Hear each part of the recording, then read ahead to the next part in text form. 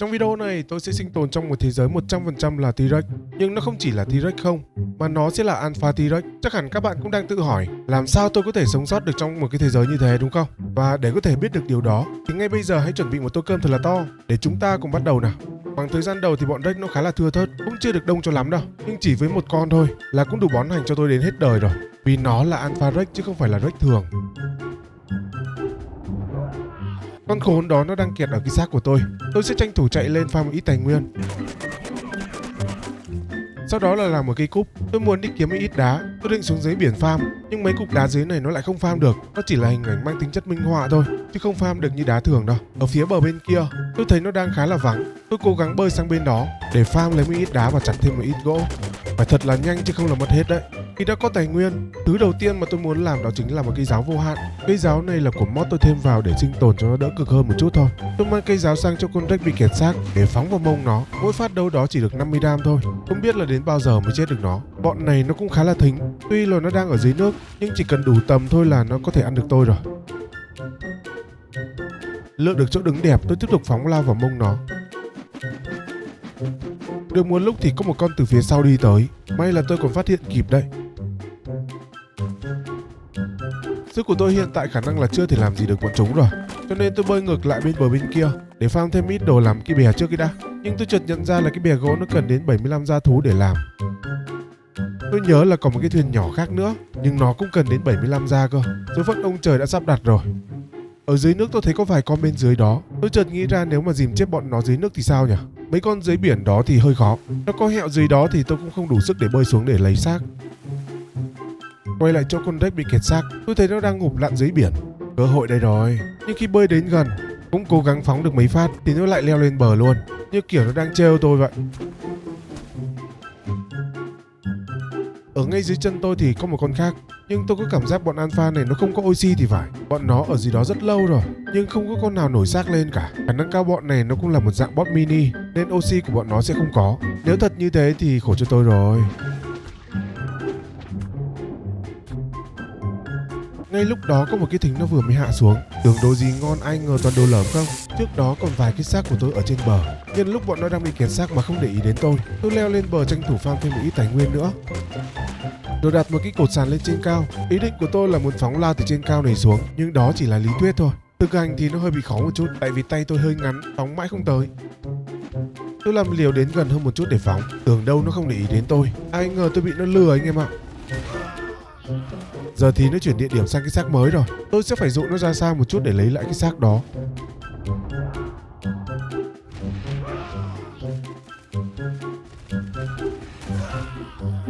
Bọn Alpha Rex bây giờ nó bắt đầu spawn nhiều hơn rồi.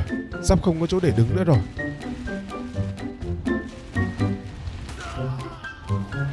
Sau khi lấy lại được đồ, tôi tìm góc để cố gắng phóng chết một con.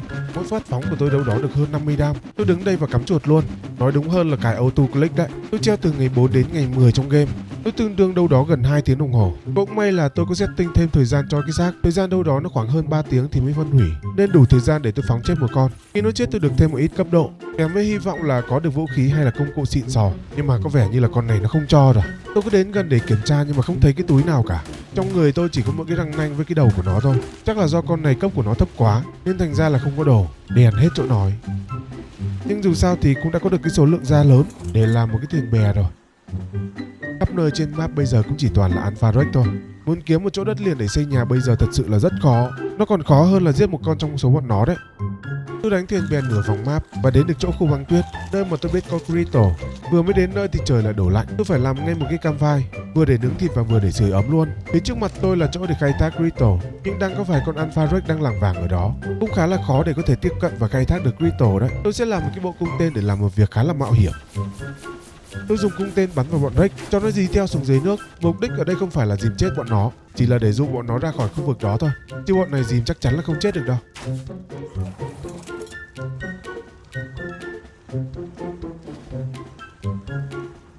Mất cả tiếng đồng hồ loay hoay thì tôi mới dụ được bọn nó ra khỏi chỗ đó đấy. Tranh thủ lúc bọn nó chưa spawn lại, tôi nhanh chân chạy lên farm Crystal. Trong lúc đang farm ngon lành thì tự nhiên trời đất rung chuyển. Quay lại nhìn phía sau thì không biết từ đâu xuất hiện ngay một con Rex đằng sau rồi. Tôi cố gắng nhảy xuống dưới nước nhưng chỗ này nó hơi nông nên thành ra không thoát được.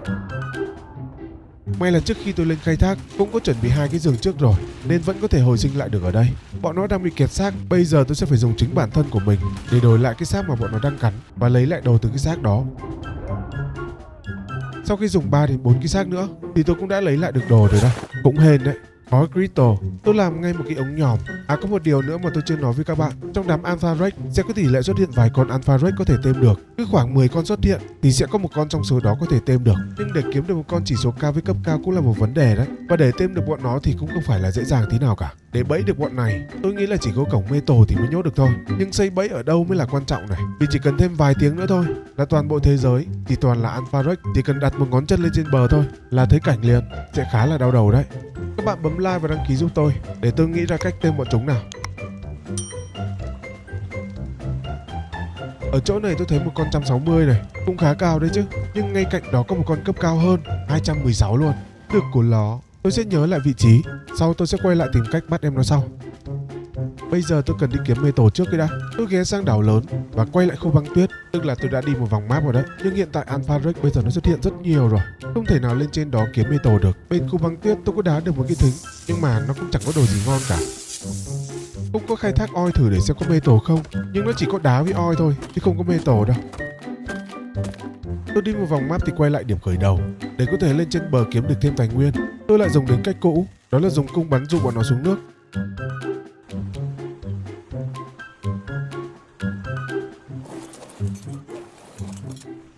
Dụ bọn nó xuống dưới nước cho đến khi cái bờ biển đấy nó vắng để tôi có thể lên và khai thác đá và sẽ có thể kiếm được Metal từ đá. Sau một lúc dụ thì cái bờ biển nó cũng đã tạm thời an toàn rồi.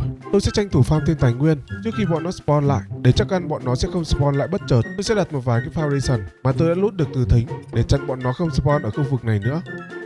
Đặt xong tôi bắt đầu đi mổ đá để kiếm Metal.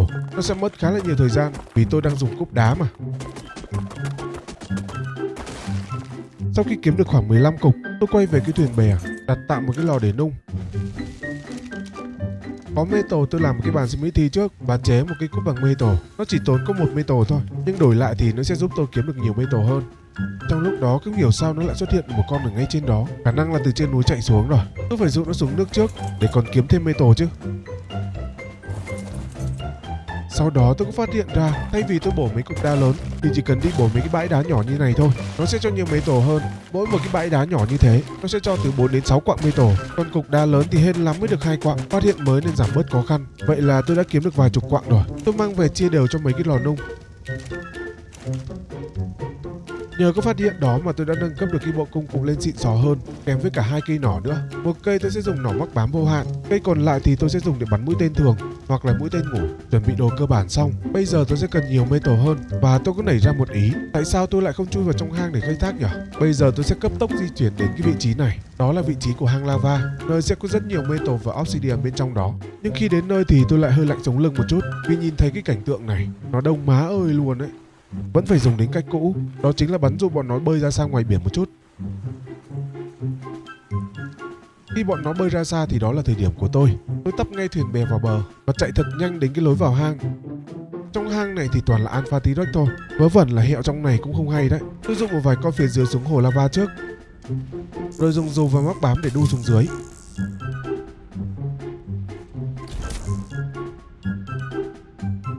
Mục đích của tôi vào trong hang là đây, Metal và Obsidian. Trong hang này có đủ 2 thứ mà tôi sẽ cần rất nhiều.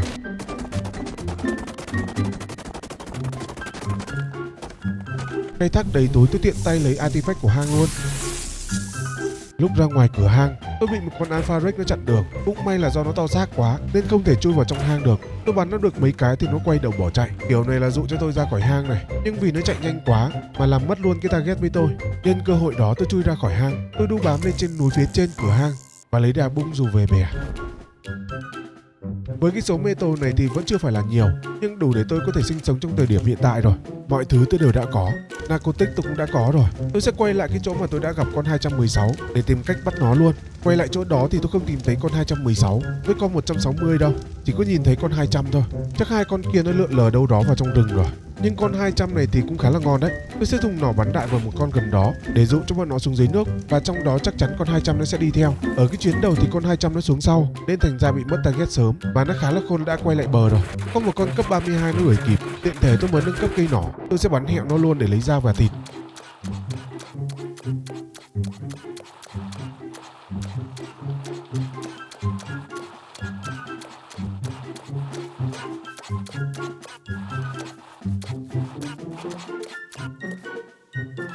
Tôi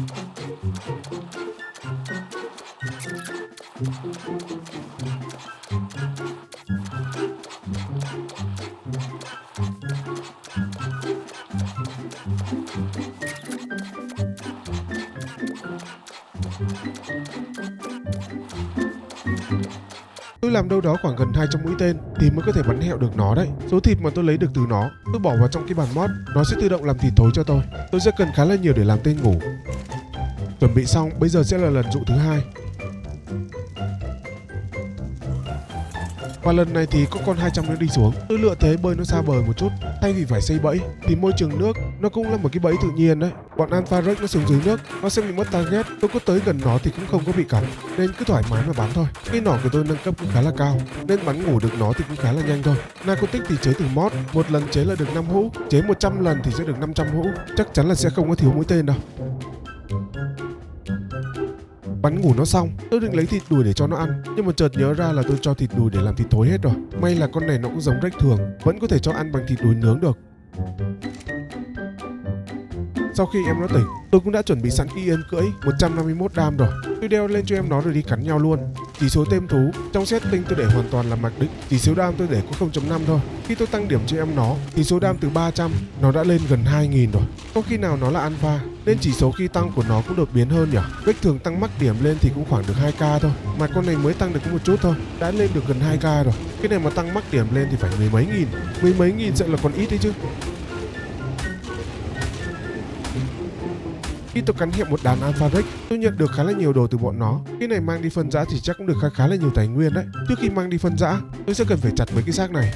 Vì bọn Alpha Rex không hiểu sao nó không dọn xác được, nên có cái cách nào khác là tôi sẽ phải làm bằng tay.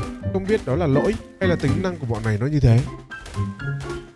Đây là cái đống đồ mà tôi nhận được từ bọn Alpha. Tôi cho vào trong cái bàn nâng cấp, giã hết cái đống đó ra để lấy nguyên liệu. Tính ra đó cũng là một cái nguồn cung cấp nguyên liệu tự nhiên đấy chứ, không cần phải đi khai thác, mà cũng không cần phải nung nấu luôn.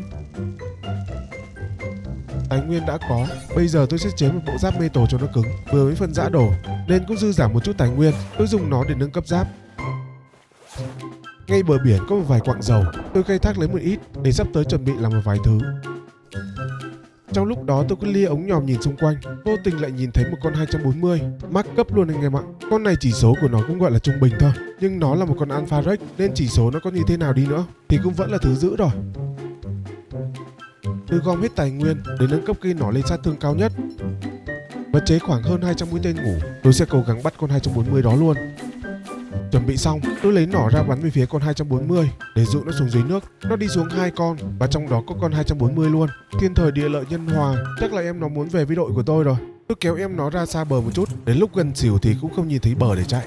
Lúc này cây nỏ của tôi cũng đã xịn lắm rồi, mỗi phát bắn là cũng được hơn 1000 turbo. Mũi tên với narcotic thì nhiều lắm, sẽ không lo bị thiếu đâu. Quả đen thì tôi kiếm bằng cách là giết bọn alpha, cũng có vài con nó tặng kèm đấy. Như vậy là tôi đã có được con Alpha Rex thứ hai rồi. Tôi nghĩ là chỉ cần đúng 2 con thôi là thừa sức cân cả thế giới rồi, chứ nói gì một đàn. Cho nên là tôi sẽ nuôi đúng 2 con thôi nhá. Bây giờ tôi sẽ đi kiếm một nơi nào đó để định cư. Ở vị trí này có vẻ là đẹp này, nó là một cái mỏm núi khá là cao. Tôi dùng nỏ móc bám để lên trên đó xem. Trên này tôi lấy được một cái nót tăng XP. Phía bên trên khu vực này cũng khá là đẹp, rộng rãi, cây cối đầy đủ, nhưng chỉ thiếu là không có metal thôi, chứ mọi thứ còn lại là đều ổn cả. Có lẽ là tôi sẽ sinh sống ở trên thuyền bè luôn để di chuyển đây đó cho nó dễ. Đến thời điểm hiện tại thì bọn Rex đã spawn ra rất nhiều rồi. Nếu như đây là cái máy tính cũ của tôi thì chắc là nãy giờ nó chửi thề rồi. Nên đây là máy mới đấy, cũng phải vay mượn thì mới có tiền mua máy mới để phục vụ các bạn đấy. Còn ngại gì nữa mà không bấm like và đăng ký cho tôi nhỉ? Tôi cứ quay lại cái chỗ hang lava, tôi sẽ cần vào trong đó để kiếm thêm metal. Mà tôi thấy bên ngoài nó đông quá nên tôi thả 2 con Rex ra để kiếm ít đồ về phân rã.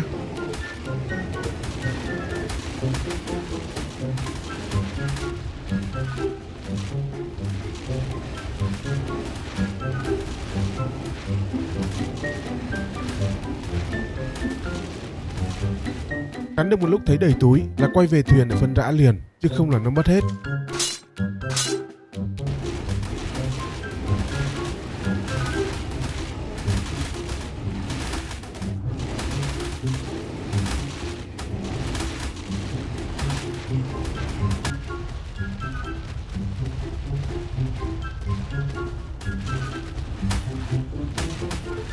Và đây là mẻ thứ hai, mẻ nào nó cũng full túi đồ của tôi luôn. Nhưng với nguyên liệu phân rã từ mấy cái món đồ này ra, nó chỉ đủ mấy cái thứ lặt vặt thôi. Còn mấy cái cần nhiều nguyên liệu hơn thì chắc là không đủ đâu. Tôi phải chui vào trong hang để khai thác thêm.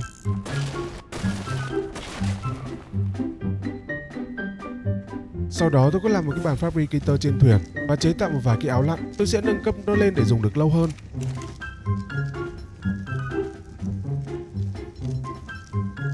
Cái hướng tôi đang đi là gần đến một cái hang nước. Tiện đường tôi sẽ xuống đấy để lấy artifact luôn. Những vị trí của mấy cái hang artifact này thì cũng không còn lạ gì với tôi nữa cả. Bọn cá dưới biển bây giờ nó thành alpha wreck hết rồi. Đúng là alpha có khác. Bọn này nó mà là Kacha hay là Gigan thì chắc là chết từ lâu rồi. Còn bọn alpha này thì nó mới có thể sống được dưới này đấy. Bây giờ mà bọn này có tính năng tấn công giống như con Dodorex thì chắc là xác định luôn á. Ở trong mấy cái hang nước thì nó vẫn bị lỗi spawn.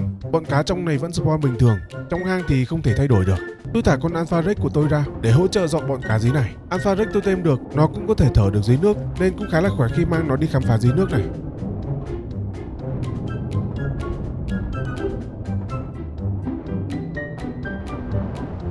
Và đây là cái artifact của cái hang này, cũng khá là dễ lấy thôi. Địa điểm tiếp theo tôi đến là cái đảo ở trên góc bên phải. Thường thì game nó gọi là đảo Monster đấy. Tôi cũng không biết là có đúng hay không, nhưng trên cái đảo này thì chỉ toàn là alpha wreck thôi. Nó đông vãi chưởng luôn á. Cũng may là alpha wreck của tôi khi tem nó khỏe hơn bình thường nên có thể cân được hết.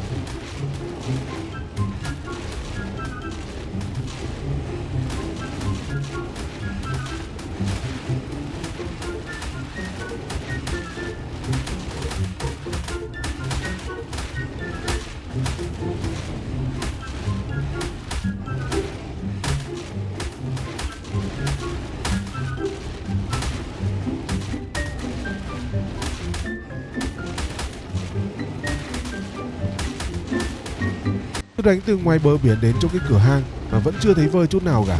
Nó quá đông so với sức tưởng tượng của tôi.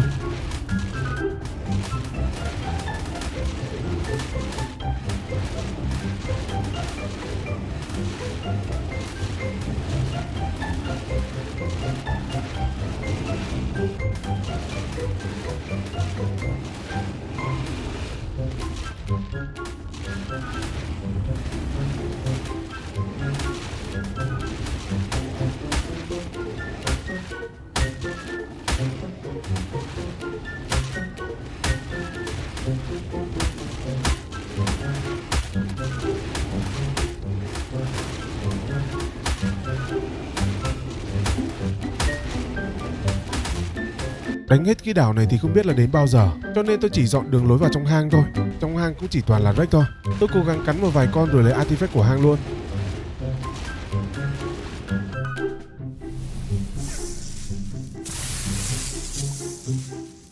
Tiếp theo là sang khu băng tuyết. Tôi sẽ đi cái hang ở ngoài rìa này trước. Bên trong hang này thì cũng có alpha wreck luôn, nhưng vì cái hang nó nhỏ quá, còn bọn alpha wreck thì nó to quá, thành ra chỉ thấy có mỗi cái móng chân của nó thôi.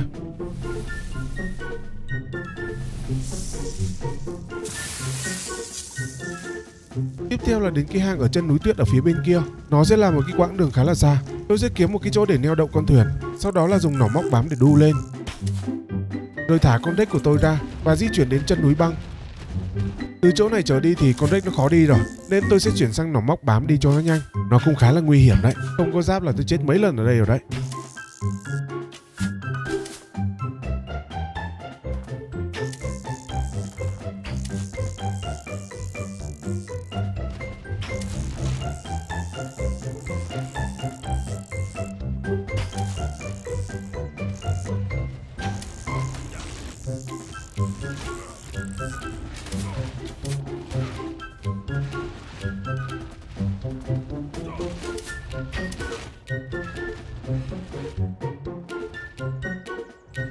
Sau khi tôi lên được cái núi tuyết, tôi lấy đàn nhảy xuống dưới núi rồi bung dù để đi tiếp.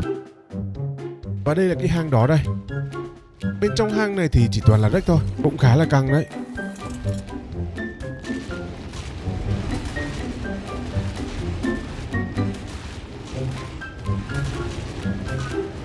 Đến đoạn này thông thường nó sẽ rất đông thú. Khi nó biến thành alpha wreck thì nó cũng thế. Lỡ chân lọt vào trong đó một cái ha, má nhận không ra luôn á.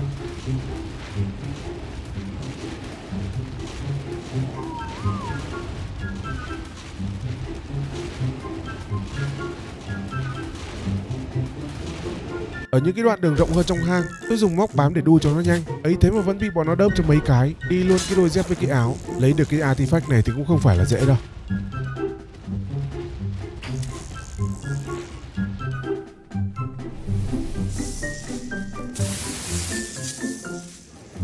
Xong cái hang băng đó, tôi quay về để lặn luôn cái hang nước ở gần đó. Trong hang này thì vẫn bị lỗi spawn, bọn cá vẫn xuất hiện bình thường. Mấy cái hang nước thì nó hay bị thế lắm.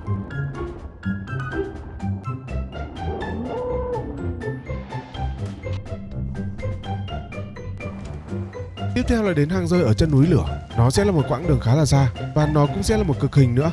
Vì đi bộ thì chắc chắn là không thể tránh khỏi được cái tình trạng này rồi.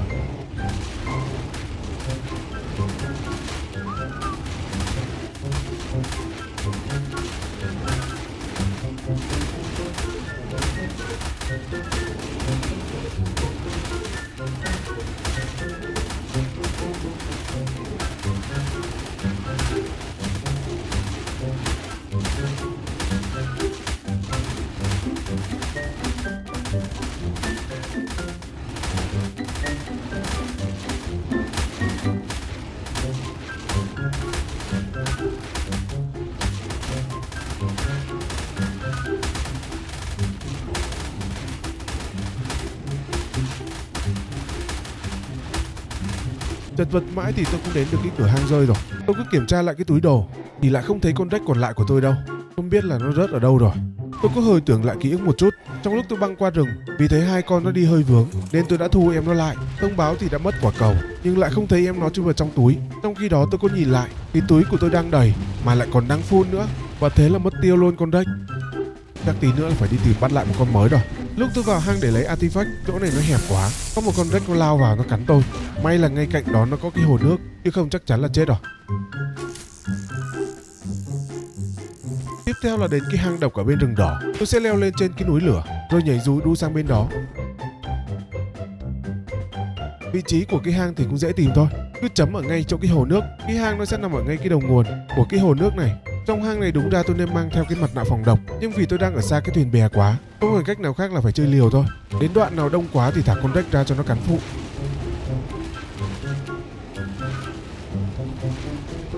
Lúc vây bốt bọn thú bên trong này rồi thì tôi chạy một mạch vào trong chỗ cái artifact để lấy luôn. Vì cái kháng với máu của tôi tăng khá là nhiều nên đủ thời gian để có thể chạy ra và chạy vô, nhưng mà phải nhanh, lâu hơn chút nữa là hẹo luôn trong đó đấy.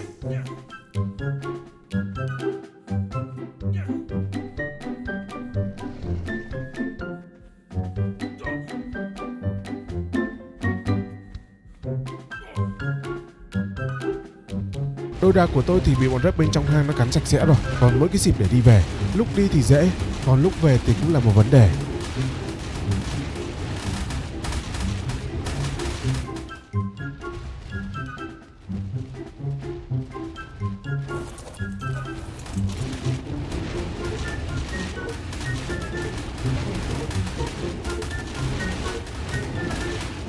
Mất hơn 1 tiếng đồng hồ thì tôi mới thoát khỏi đó. Nhưng với tình trạng map hiện tại thì có vẻ như là đông quá mức rồi. Và bọn Alpha Rex nó vẫn đang spawn tiếp. Tôi không muốn máy của tôi nó chết giữa chừng, nên tôi buộc phải dùng lệnh của admin để xóa thú tự nhiên cho nó đỡ lag. Bây giờ tôi chỉ còn 2 cái hang nữa thôi. 2 cái hang nó nằm ở vị trí 75-60. Tôi tranh thủ đi lấy nốt luôn. Lấy xong 10 cái artifact, tôi làm lại một cái bộ giáp xịn sò hơn để mặc cho nó đảm bảo. Bây giờ tôi sẽ cần đi kiếm thêm một con deck khác. Và thật tình cờ là ngay chỗ tôi đang neo đậu lại có một con 176. Cấp của nó thì cũng tương đối là cao rồi. Vẫn chiến thuật cũ, ví dụ nó ra ngoài biển xa rồi bắt đầu bắn ngủ nó.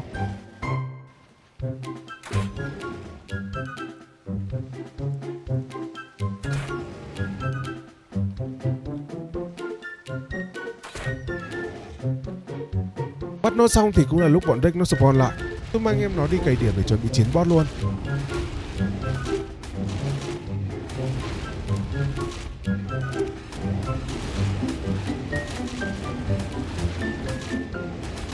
Trước khi chiến boss, tôi sẽ làm một cái bàn dịch chuyển để đặt ở giữa thuyền, rồi dùng cái remote để dịch chuyển đến cái trụ xanh lá trước.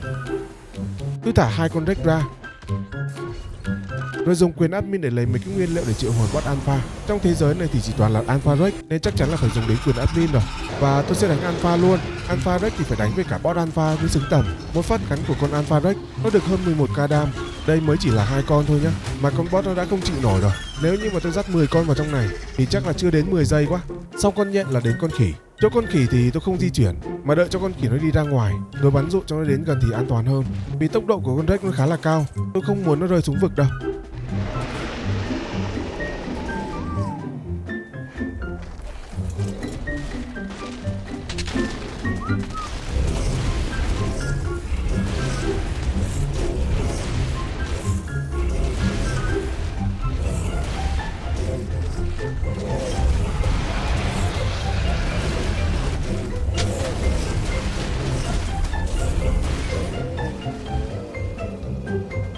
Xong con khỉ là đến con rồng. Trong 3 con boss của map này, con rồng nó là con khỏe nhất. Bình thường là tôi sẽ cần phải đến 10 mấy con Rex kèm với con Duty và lợn hồi máu thì mới có thể cân được con rồng alpha này. Nhưng đây chỉ cần 2 con alpha là đủ rồi.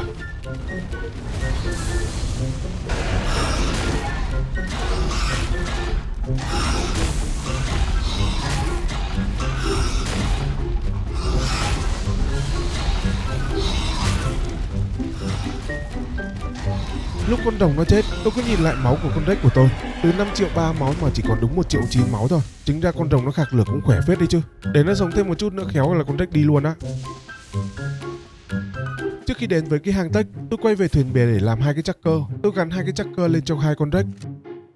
Sau đó mới dịch chuyển sang cái hang tech. Tôi không muốn đánh nhau trong hang này mà dùng dù với nỏ để đi cho nó nhanh. Trong hang này cũng chỉ toàn là alpha Rex thôi, nhưng toàn bộ bọn chúng là cấp 312 hết. Bọn nó chỉ khác màu với chỉ số thôi, nhưng cấp độ lại y chang nhau.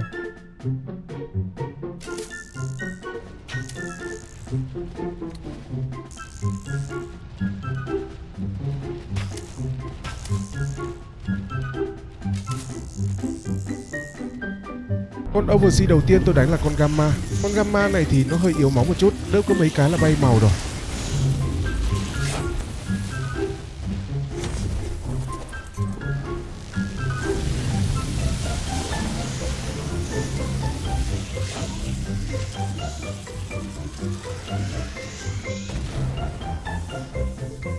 Xong Gamma là đến beta luôn. Con này thì nó hơi trông một chút, nhưng đối với 2 con Rex Alpha thì cũng không khó lắm.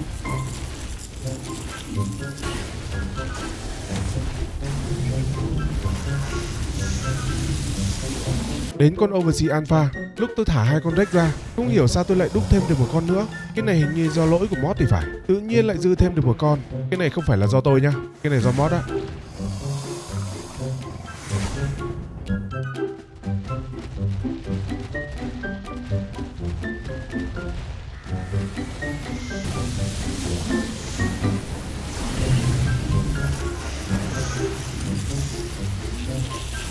Và đó là toàn bộ quá trình tôi sinh tồn trong một thế giới 100% là Alpha T-Rex. Nếu các bạn muốn tôi làm tiếp về con thú nào thì đừng ngại để lại bình luận con thú mà các bạn yêu thích. Con thú nào được các bạn bình luận nhiều nhất, chắc chắn video sau tôi sẽ làm về con đó. Và đừng quên bấm like và đăng ký nhá. Cảm ơn các bạn rất nhiều.